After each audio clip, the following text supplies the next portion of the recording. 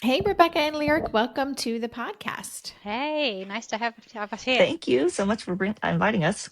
Yes, I am looking forward to this. And what I like to do at the beginning of my conversations is always ask people to introduce themselves in their own words, but really more than that, talk about their personal why for the conversation we're going to have today, the work you do in the world, how you show up in the world.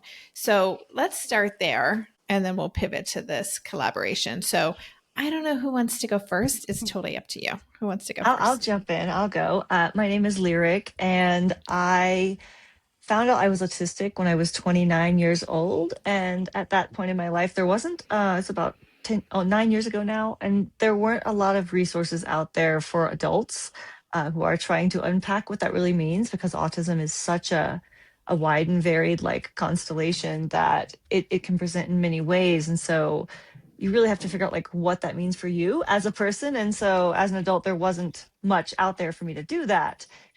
But I that's kind of the why. It's because I realized even as an adult I was struggling to find out what being autistic meant to me. And so if I as an adult struggle with this, like of course the young people need support in this area. And so that's kind of my why for getting involved with this project. And Rebecca. And for me, I guess kind of broadly in terms of what I do. So I started out doing a psychology degree and kind of wanted to go off down that route, but then worked in a school for autistic children, and then that just kind of captured me. And I then decided, okay, I wanted to do teaching and be able to work with those young people, which then led me to sort of being a specialist advisory teacher now. So in my role, I go into different schools and work with families and young people. And that's just always, I've kind of got the bug really for just wanting to understand and work with different people. And then, yeah, that's led into various different little projects along the way. And can I just like take a little like tangent for a moment? I just want to also ask, before I hit record, you mentioned something. I was saying I'm in the Netherlands, you're in the UK, and you asked me a question about school systems. And I'm just wondering in the UK, like where do you think you guys are in terms of neurodivergent affirming, autistic affirming education, kind of generally, or just understanding and awareness? Where are you guys? Yeah, good question. I mean, I can't really compare. I think some people say we're sort of maybe ahead of some areas. Lyric will probably add to this. Um, but and I think a lot of schools now are saying that they feel more confident in working with autistic young people and maybe less so with like ADHD, for example. But I think, I mean, a lot of the research that's been done is that in terms of teacher training, it has got a bit better, but it's still quite minimal the amount of information people get.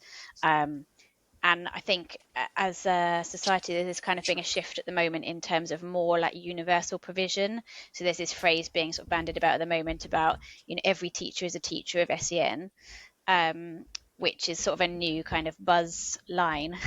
But the idea is that there's more standard stuff that people or the teachers are able to do, but obviously that comes alongside resourcing and money and everything else. But so yeah, I think there has definitely been a lot of progress, but there's still a long way to go.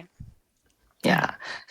What would you add to that, In the Lyric? United States, the situation is unfortunately a little bit grim. I feel the UK and a lot of other places on the other side of the world are ahead of us, unfortunately. During the pandemic, when everyone was doing things in Zoom, I actually advocated on a few different IEP meetings for young people in the United States to help, get their supports and their rights maintained and in place. And neurodivergent kids, whether it's autism or ADHD or other things, often are still being viewed and treated through a behavioral lens, whereas these are things we need to squash and get under control versus the mentality of supporting and helping to do, what they need to be their best version of themselves, whatever that is. And so that's kind of disheartening to see because that's how it was when I was a kid. But it's something we need to work on. But even now in the United States, recently we've lost some of the protections in our education system for kids with disabilities. And even they're talking about maybe building codes might even be having less protections for kids with disabilities and adults with disabilities too. So Unfortunately, it's a bit grim in the United States, especially of lately. But looking at what is happening in other countries does give me hope that and ideas that it can be done better, and there are ways. But even that, there are countries that are worse off than the United States by far. So you got to be grateful for what you do have, I guess. But it's hard to see. Yeah, and we'll pivot to your book in a moment, but just to kind of add, to this commentary on schools, I ran a live call last night with, about 100 folks on the call, and we were discussing what kind of some of the biggest challenges are the parents of neurodivergent kids are struggling with, whether it's financial strain on the family or lack of understanding or awareness of neurodivergence in general or whatever. But education in school was by far, hands down, the number one challenge. So I think there has been a lot of progress, but there's so much more work to do. And I feel like school is kind of the biggest area of focus. So, okay. Let's pivot from that rabbit hole because I want to talk about your book. So you have there's actually two books. There's a book for kids, 10 and up, called Autism, Identity, and Me. And the subtitle is a practical workbook to empower autistic children and young people aged 10 plus. I love that you guys are holding up the book. I'm going to do the same. And then there's the workbook that goes with this, which is for a professional and parent guide to support a positive understanding of autistic identity. So let's start with kind of the spark or the seed of the idea in terms of like what really felt missing from the resources that existed that you're like, this book needs to come out into the world. Yeah, so what I just have to add here is that my books are actually propped up on my son's high chair, just to be really like professional. Nice. So for me, a lot of the work I was doing was coming in schools and with young people, was coming back to an understanding of their identity and their diagnosis. So even now, like so much of the time, I'll go into a school, I'll be talking to a family, and they'll be saying, "Oh, we've got all these problems and these things going on." And one of the first questions I'll ask is, "Do they know they're autistic, and what do they understand about that?" And often it will be like, "Oh, no," or "Oh, yeah, they were told a few years ago," or it was kind of a one and done conversation, and then that's it. So I was then trying to kind of encourage people to have more conversations about this, support individuals to actually explore it in much more detail, and it being more of an ongoing process. But obviously, a lot of people, parents and professionals in schools, were just thinking, well, where do I start with this? From the parental perspective, it was often an anxiety of not wanting to say the wrong thing and kind of ruin the whole experience. And often professionals in schools maybe didn't have enough knowledge of kind of the what to say, what not to say, and all the sort of understanding of what it really means to be autistic. So I was doing lots of kind of one-to-one work with young people, and more people were saying, "Oh, can you come and work with my child? Come and work with my child." And I thought, well, if I could make some kind of resource that people could then go away and use, lots of people would then feel more confident. So I think this was just after lockdown in the UK. I thought, oh yeah, I'll do like a workbook, and then that became expanded into, yeah, let's do 2 books. Why not? So then the guidebook was the kind of confidence builder behind the workbook. So the idea is that the parents can read that, or the professionals can read that first, feel really confident in what they're going to say, have that understanding of kind of, I was thinking earlier when we were talking about the school systems, so much of everything is still focused on the real like medicalized model. So the book has a real sort of social model in terms of talking about autism rather than ASD and all of that kind of the importance of language. So so it became kind of the 2 books in the UK, and then it went down really well in the UK, and then the publishers were saying, well, it'd be great if we could then launch a specific sort of US version. And so then I managed to get Lyric on board, to bring kind of an additional insight from obviously her own lived experience, and we added some extra elements as well. Just to note though, before that, with the original version, I did lots of work with different young people. So the book is full of quotes from young people, so that they can obviously have their voice heard, but for a young person reading it, they feel validated as well.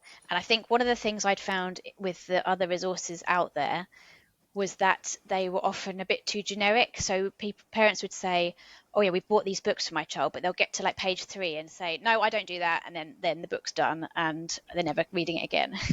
And so the whole purpose with the workbook is that you can personalize it.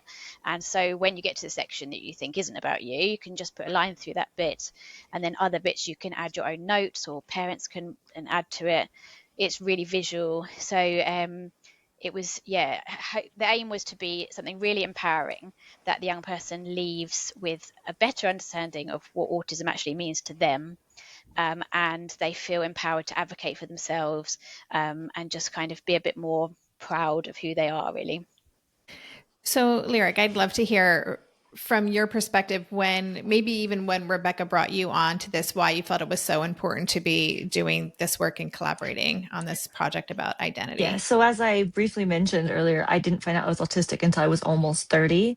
And for the past 9 years, I've really been on this like self-discovery, self-healing journey, because I realized that one of my biggest core wounds growing up, not knowing I was autistic, and so having very unrealistic expectations put on me constantly because of that, and then also being blamed and punished for struggling or for acting in an autistic way because nobody knew any different. And so like and unfortunately many autistic people in my online communities have these core traumas where a lot of us haven't been able to really get to know ourselves and our own needs, and even just like basic things about like what we need to be successful or how to advocate for ourselves. And so like as adults, like, we're having to like learn things we should have learned in childhood, but we were denied the opportunity to do.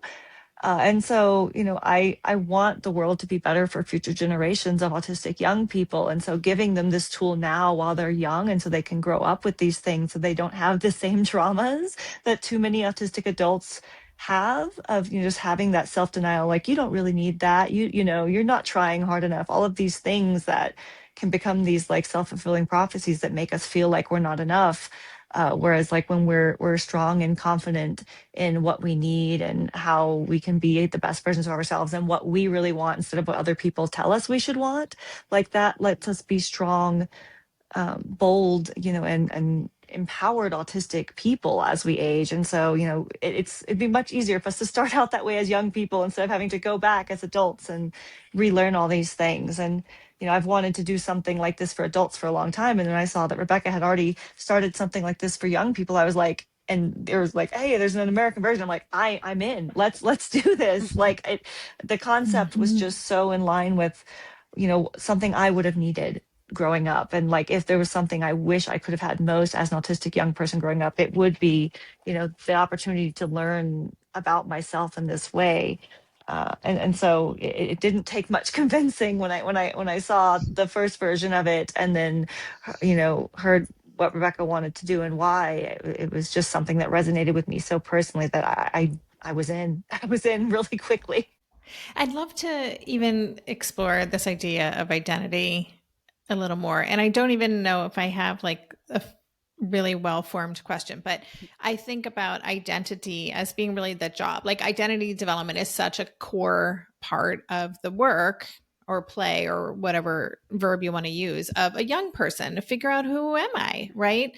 That's what they're meant to do. And I know how hard it can be for neurodivergent kids who might, my kiddo, I wrote about this in Differently Wired, like identified as a bad kid. Like that was part of identity development, right?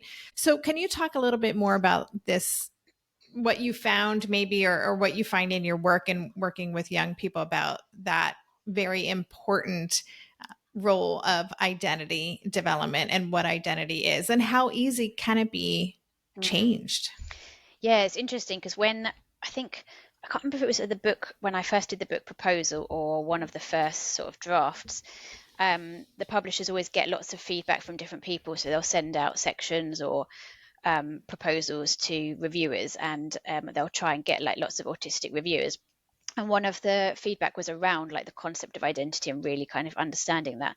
And so I did quite a lot of research at the start, and I remember reading a book about the kind of the real theoretical understanding of what identity is. Can't remember what the book was called, but it was really interesting to reflect on that just from your own lives, because obviously you have these kind of core values that often stay with you through life, but then there's other aspects of your identity that will change based on the environment you're in, your stage and age of life, and so it's quite an interesting kind of concept. And I think for our young people, like parents will often say to me, when should I tell my child that they're autistic? And for me, it's always as early as possible, and almost if possible, it not be a kind of discovery moment. If the child kind of almost can't remember being told, that's great, because it's then just a part of their identity journey that is, yeah, just something that they've always known. And so I think in the work I've done with young people, it's often most successful when the child or young person is quite young or has had positive perceptions of autism already. So I'm working with some students who are older, and it's a little bit trickier where they've had negative perceptions. Sometimes even it's like other family members who have got a kind of slightly different profile of autism, and then they're told they're autistic, and they're like, well, I'm nothing like that other person. And it's really hard then to kind of unpick what that actually means to them if they're starting off on a really negative sort of starting point, which is why I always say to like language is so important. If you're telling a person you've got a disorder, like ASD stands for autism spectrum disorder, it's then you're working like you're on the back foot there already, because how are you going to have a positive perception of having a disorder? So it's that I think there's so many different aspects that kind of interplay in your identity understanding. I don't know. I mean, you're nodding along there, Oh Lyric. yeah, yeah. Because like for too many autistic people and like me, like as an adult, not finding out until late, even when though I didn't have a language to describe being autistic, once I had the label, I could easily look back at my entire life and realize like all the things I'd packed up in my box of shame that were like, these are the things about you that are unacceptable. These are the things you have to get rid of. This is all that's bad about you, was basically my neurodivergent traits that other people didn't find useful or cool. And so it was like anything that was perceived as a weakness or that just made me stand out too much or made people bully me or pick on me or got me in trouble, with authority figures growing up. All of that was like bad. And it was like this big shame box. And shame isn't the way. It's not helpful. And so, as an adult, I'm walking back this, trying to figure out, you know, how to love myself, because I learned to be ashamed of those parts of myself that didn't have labels and I didn't understand. And so, for me and for, I think, unfortunately, a lot of us, if we don't have the opportunity to really know who we are and we don't get that strong sense of identity from a young age, we can unfortunately let society define who we are for us. Or if people are always telling us that we're not enough and, like we've tried our hardest and our best is all we can give. And someone's like, if you would just try a little harder, or if you would just apply yourself, like words that haunt me from my childhood when I was already trying my best and, my best was all I had to give. I really internalized that I was not enough and I was terrible and I didn't understand why until many years later. And now, I can look back at it and go, oh, I was, being hard on myself because people were hard on me and I became that way. And so, when we give the young people this tool to be empowered in their autistic identity, be like, no, I'm autistic, and so I can do this, but I need these supports, or knowing their sensory profiles and things, because I didn't even know why I would have sensory overload, and I'm just like, or why I would have meltdowns and how to prevent those things. And so it's like I just thought I was an angry, mean person because I would blow up seemingly out of nowhere, and now I realize I was like, there's a lot of things that like led to this final straw to where I just couldn't take it anymore and would blow up because I was trained to repress so much and ignore my needs and ignore my sensory needs and ignore, what I was feeling to make myself palatable or make other people more comfortable with me. and just to not make waves and just be invisible so people wouldn't bully me or pick on me or I wouldn't get in trouble. So like blending in and fawning and being invisible as possible was like a survival skill for me for a lot of my years. Just don't take up space because you can get in trouble, asking too many questions in school, asking the wrong questions, like the teacher's like, you should know this. It's like, but I didn't. And they think you're trying to cause trouble, when it's like I was a genuinely curious child. So it's like eventually I stopped asking questions, even though, like, even as an adult, I want to know why every single thing. But I'm like, why? I need to know why. Like, but I suppressed that because it was safer for me, because I would get in trouble and scolded in front of my peers, and I didn't understand why I was the way I was. And so just like that, the identity piece and knowing why, and being like strong, like this is what I need to thrive. That's something, a gift hopefully we can give to the young people through this book. And it's helping them learn so many things about themselves. There's a lot of juicy good stuff in here. Yeah, I love that so much. And just imagine, how powerful it could be for a young person to kind of skip over all of that shame spiral, right? And just kind of grow up feeling good about who they are and really knowing themselves. It's very exciting to think about. I just wanted to circle back on something to Rebecca when you mentioned that this is, starting at 10. And I think that is really interesting, right? Because again, I think of identity development maybe as more middle school, high school, that individuation, all of that stuff. So, what is it about the age of 10? I'm just curious. Is that kind Good of question. before that kind of social awareness happens, or what is it about that age? Yeah, 10 is it's a tricky one. So it's partly that I didn't really want to put an age on the book, if I'm honest. But the publishers and the whole publishing world like to have very specific guidance of who this is for. Mhm. And so my arm was kind of twisted, but it's I think I've had a lot of feedback from people who have used the book with a lot younger, and adults have used it as well, even though it's kind of aimed at more young people and teens and things. And I think even, I mean, I use the book as well now, like when I'm working with young people, and I'll just pick the bits I'm using it with. So it kind of builds on itself. So the earlier stages are quite simple, quite, looking at identity from what your physical identity is. You've got glasses, I don't have glasses, likes and dislikes, all of that kind of stuff. So sometimes with teens, they can be a bit like, this is a bit basic. And then it gets into like the sensory system, self-advocacy, all of the kind of much deeper stuff. So some people will have the kind of earlier conversations about neurodiversity, being autistic, and kind of keep it very simplified, and then build on to the later aspects of the book when the child is older.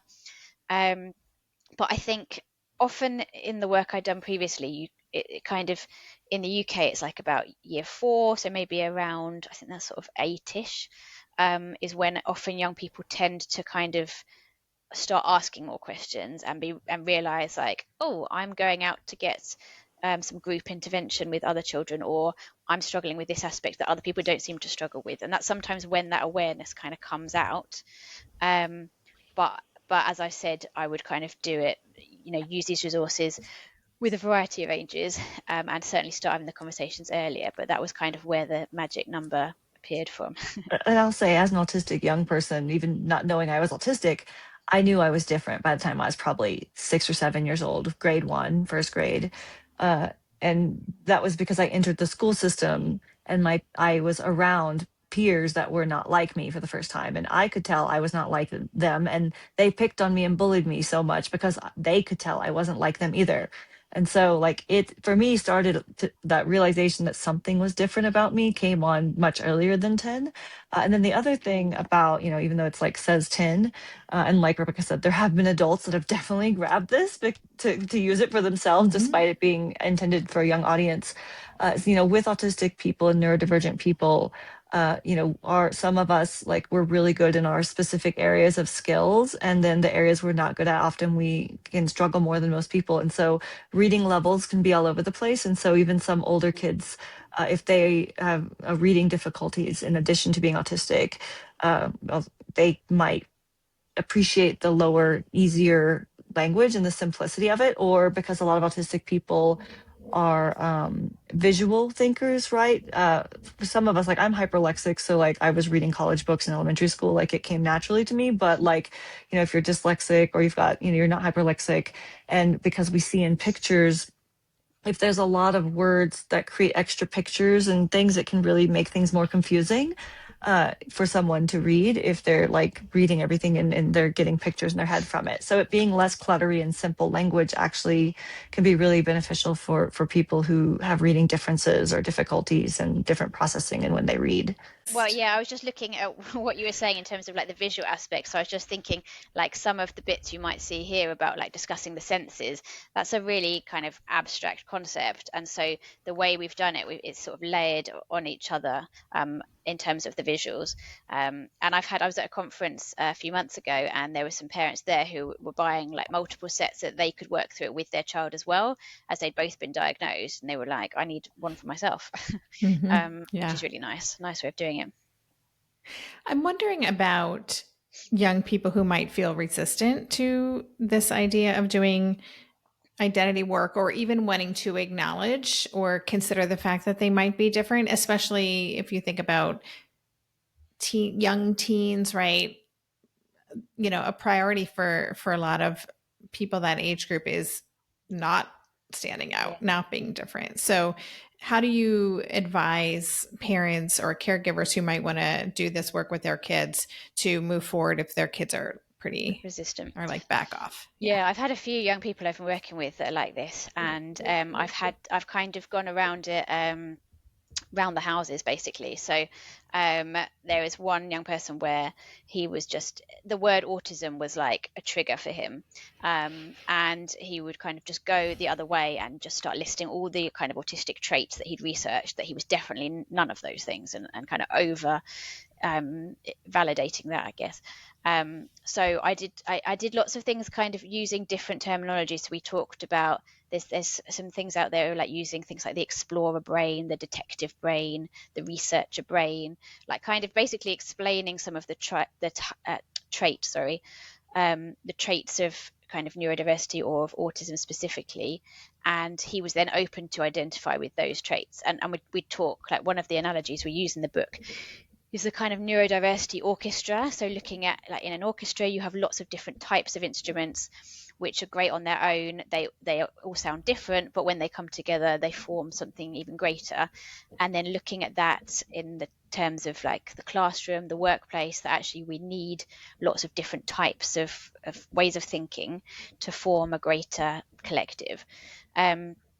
And so if you can kind of focus on like, oh, you know, your strength in a group is, you know, focusing on the detail, maybe checking the information, and somebody else's strength is presenting or whatever it is. I think focusing on the characteristics, because that's what you want the young person to understand, their, like, what that actually means to them. So kind of taking the word away. Yep. Lyric was just showing part of it, but and then once they've kind of are more comfortable with those traits, and hopefully as this kind of more positive societal messages, I'd encourage school as well to be doing a lot of work. So in the UK, we celebrate like Autism Week and Neurodiversity Awareness Week, and I'd want the schools to have like displays up and be looking at autistic authors in their different lessons. So it's kind of embedded in lots of aspects of life. So you're drip feeding that positive message. You know, leaving a book on the coffee table at home that's by an autistic author, just so that you're kind of really slowly putting, like, trying to correct the narrative, I guess.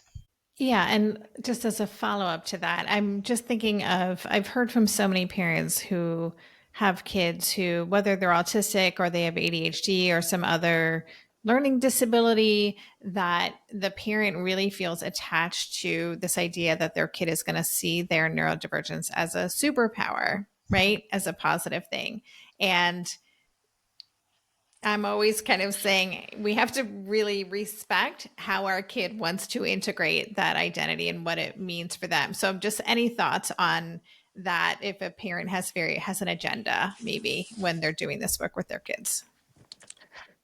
Yeah, do you want to take this Yeah, one to start, Lyric? I'll say, it is unfortunate that like too often we lean into this superpower thing, like as if we have to be superhuman to have value in the world. It makes me a little sad, but for some young people, like this is your skill. This is what makes you awesome. Like to kids, superheroes are something that's very simple to them, and so that might be something that they gravitate towards to. I always say like these are the things that make you really awesome instead of that superhero language, because like we're human, and so we've unfortunately autistic people have been dehumanized a lot in the language over the years, and we have a medical pathology program that really only defines us by weaknesses and difficulties. Like literally, if you aren't struggling in a clinically significant way, you don't get a diagnosis. So it doesn't really give a picture for what autistic success looks like. The skills aren't outlined in the diagnostic criteria at all.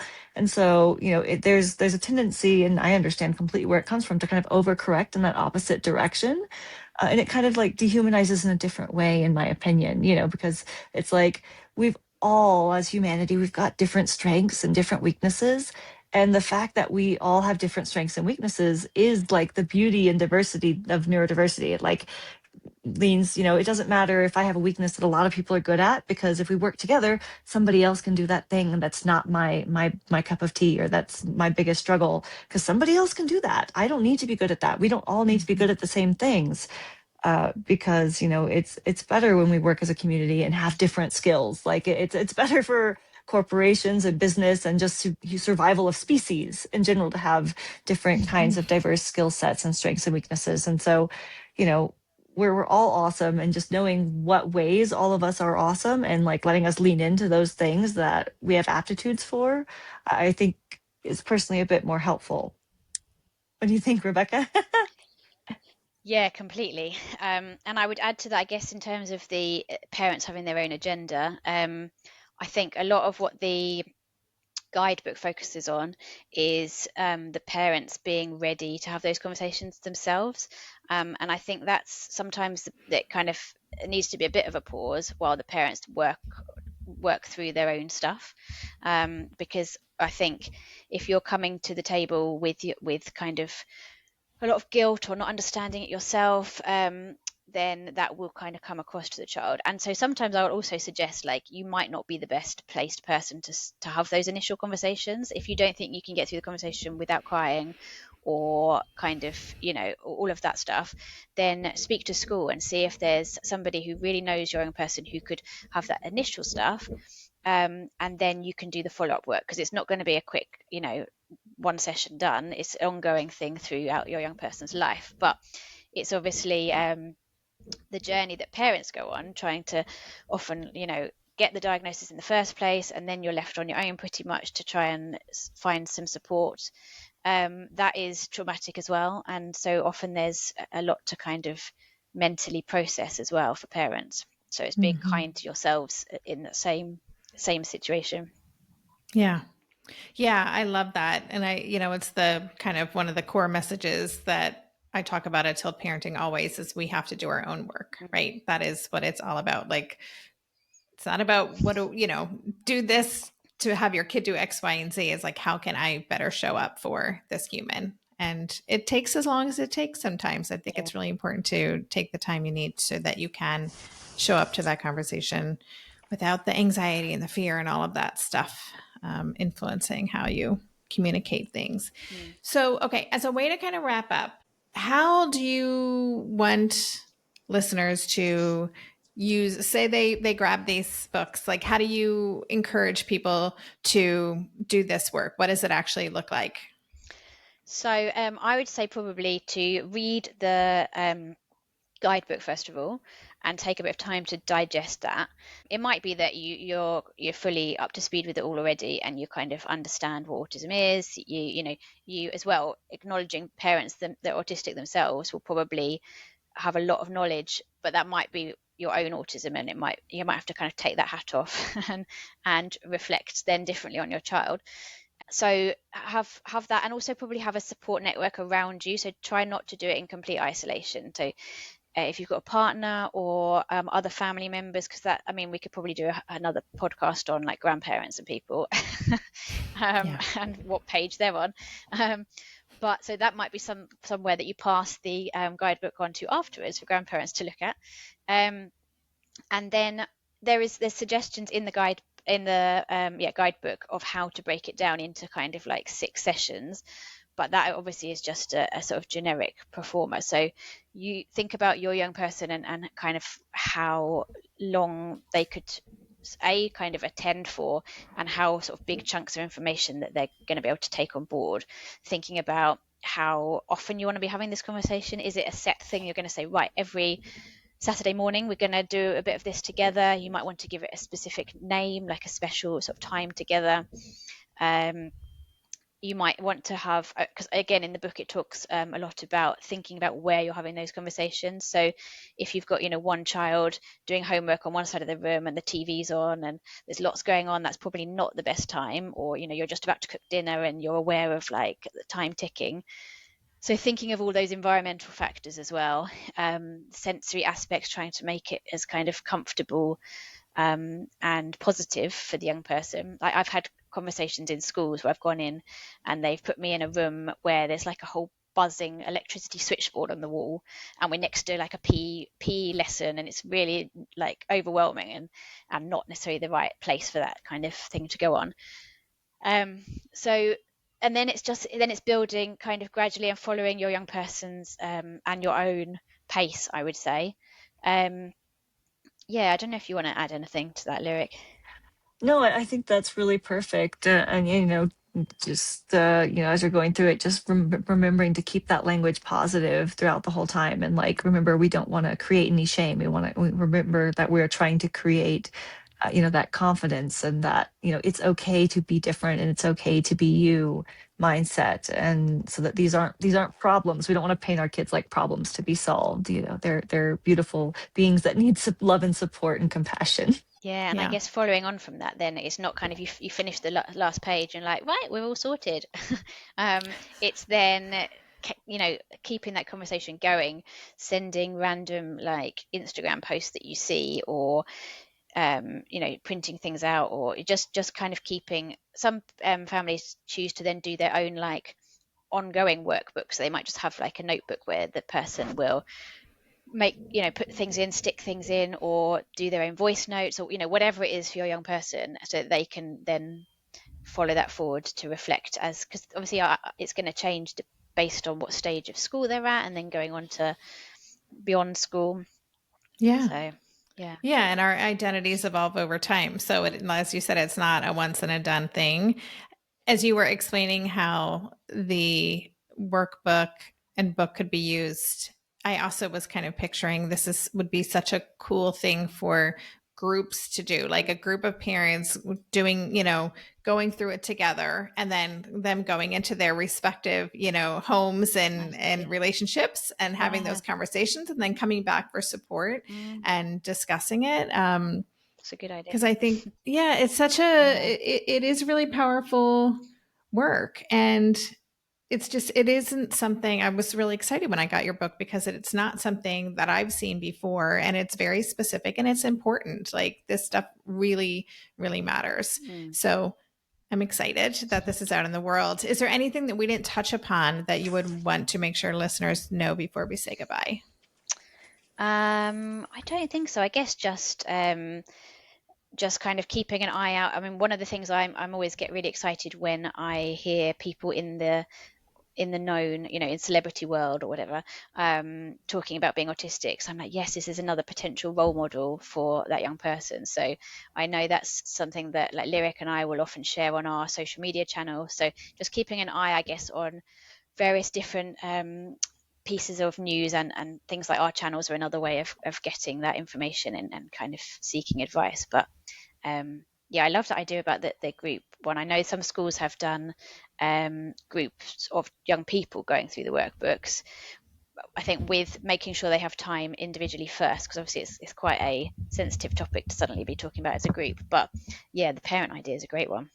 Do you have anything to add, Lyric? No, I would just say, like we were mentioning earlier, with the workbooks, like anyone that's going to be working closely with that child, or if you're going who might babysit the child or anything like that, like helping them be familiar, just so they understand what's going on and understand how important keeping things positive is. So it's because you can create that safe bubble in your own home, and it's a little harder the further outside of your little nuclear circle you get, but it is really important. The more affirming, positive interactions those young people have, the better.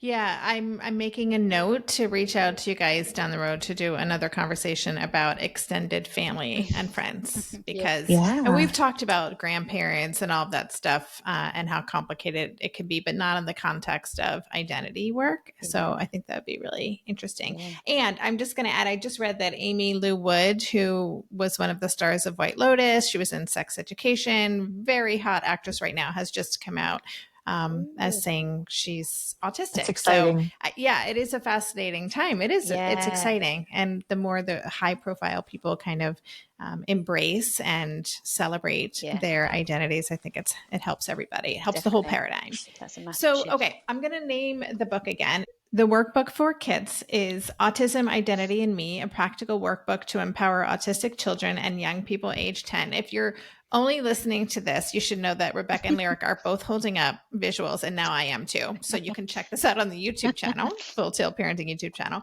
And then the workbook for parents and professionals to go through this with kids is Autism, Identity, and Me, a professional and parent guide to support a positive understanding of autistic identity. So I just want to say congratulations. I love this collaboration. It's very exciting. And maybe before we say goodbye, where is like the one place you want people, maybe each of you share the one place you want people to reach out to connect with you on social or anywhere else? Yeah, so for me, probably Instagram is the easiest one. So it's at Rebecca.Duffus, I think. I'll just check that. And I'm pretty much everywhere on social media except for Twitter and except Twitter, X, and TikTok. I'm not on there. But other than that, if you look for Neurodivergent Rebel, I'm very easy to find. Yeah. Great social media presence. I will have Rebecca, did you confirm yours? Yes, so it is, at Rebecca.Duffus, but I am on most of them as well. Okay, perfect. I will have links to all the places in the show notes. So listeners, you can check out all the social media accounts, the books, other things that came up in this conversation will all be included there, and a transcript. And then again, if you want to watch this, you can go to our Full Tilt Parenting YouTube channel. And because we're joining from 3 different countries today, so it's pretty exciting. Yeah. So Rebecca and Lyric, thank you so much. I so enjoyed this conversation, and I hope to continue it down the road. Yeah, that'd be great. It's gone really quickly. Thank you so much for having us. Bye.